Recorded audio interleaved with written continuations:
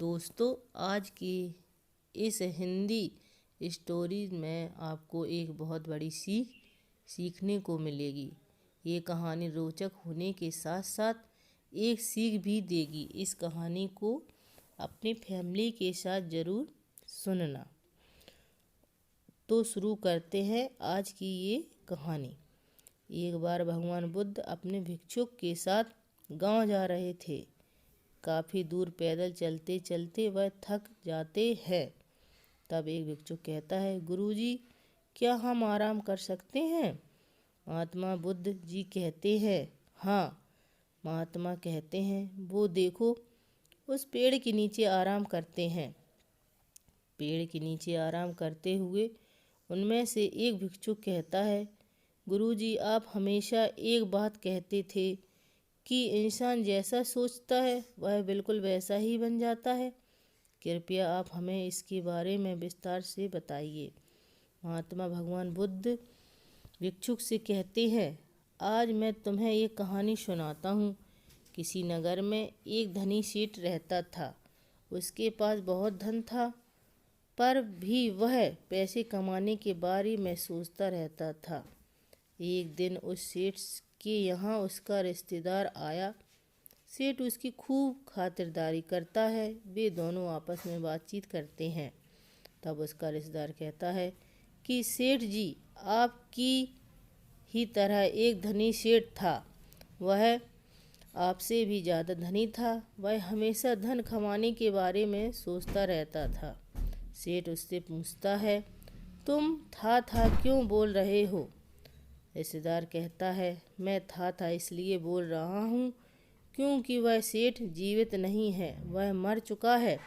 वह सेठ बेचारा धन कमाते कमाते भूल गया था कि मृत्यु भी कोई चीज़ होती है। सेठ पूछता है, क्यों, क्या हुआ? कुछ कारण तो होगा। रिश्तेदार कहता है, कारण तो कुछ नहीं है, अचानक से बुलावा आ गया था इसलिए वह मर गया। सेठ कहता है, ऐसे कैसे बुलावा आ गया? कुछ बीमारी होगी तभी तो मर गया। रिश्तेदार कहता है, बीमारी कुछ नहीं थी, अचानक ही मर गया। सेठ उसकी बातें सुनकर हैरान रह जाता है, क्योंकि वह तब तक सोचता था कि मृत्यु सिर्फ बीमार होने पर या बुढ़ापा आने पर ही आती है। अगले दिन वह रिश्तेदार चला जाता है, लेकिन सेठ के लिए कुछ बड़ी समस्या छोड़ जाता है। सेठ सोचता है कि वह जवान है, उसे भी मृत्यु आ सकती है। सेठ पहले धन कमाने के बारे में सोचता था, लेकिन अब हर पल मृत्यु के बारे में सोचता रहता था कि वह कहीं मर ना जाए। दिनों रात मृत्यु के बारे में सोचकर उसके मन में बिस्तर पकड़ लिया। उसकी तबीयत और भी बिगड़ने लगी। कुछ दिनों बाद उसका दोस्त आता है और सेठ से पूछता है कि तुम इतने बीमार कैसे पड़ गए, क्या हुआ? सेठ उसे सारी बात बता देता है। अगले दिन दोस्त सेठ को एक सन्यासी के पास ले जाता है और कहता है, हे ज्ञानी सन्यासी, तुम इन्हें अपनी सारी समस्या बताओ, ये तुम्हारा हल जरूर देंगे।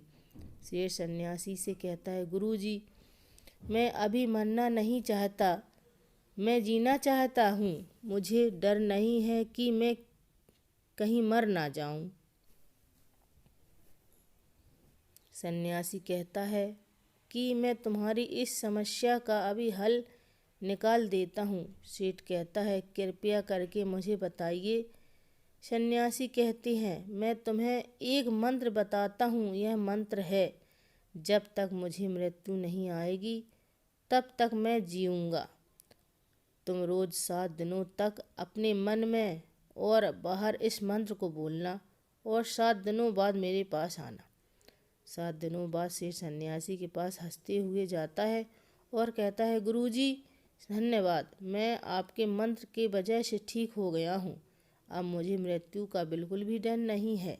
दोस्तों, आप अब सोच रहे होंगे कि इस छोटी सी लाइन में ऐसी क्या बात थी जिससे वह ठीक हो गया। तो दोस्तों, हम आपको बताना चाहते हैं कि जब तक उस सेठ को दूसरे सेठ की मृत्यु के बारे में पता चला तो वह उसी दिन से हर पल मृत्यु के बारे में सोचने लगा था और उसकी तबीयत बिगड़ने लगी थी कि वह कभी भी मर सकता था। लेकिन जब उस सेठ को दूसरे सेठ के बारे में नहीं मालूम था तो वह धन कमाने के बारे में ही सोचता रहता था, इसलिए वह धनी होता जा रहा था। तो दोस्तों, हमें इस छोटी सी कहानी से यह समझ आता है कि हम जो बात अपने मन में और बाहर रटते रहते हैं वह हमारे ज़िंदगी में भी हकीकत बन जाती है। तो दोस्तों, अगर आपको इस कहानी से कुछ भी सीखने को मिला हो और आपको ये कहानी अच्छी लगी हो तो आप इसे ज़रूर सुनें और पढ़ें। राधे राधे।